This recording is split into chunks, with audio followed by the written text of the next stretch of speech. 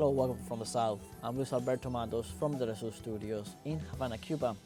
We'll begin with the news.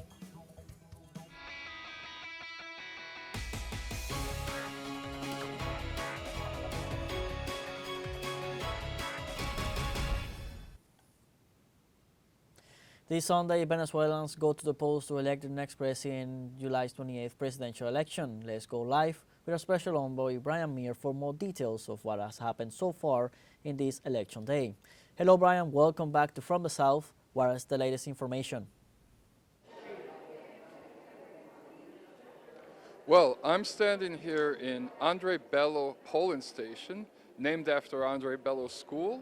It's a big school in the center of Caracas and one of the largest polling stations in the city, with 13 different rooms with electronic voting machines in them.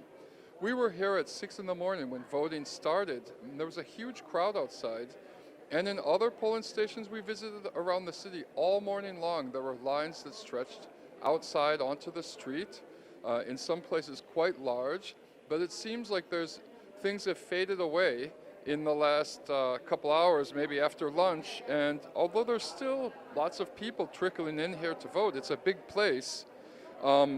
It's not the huge crowd that we saw early this morning.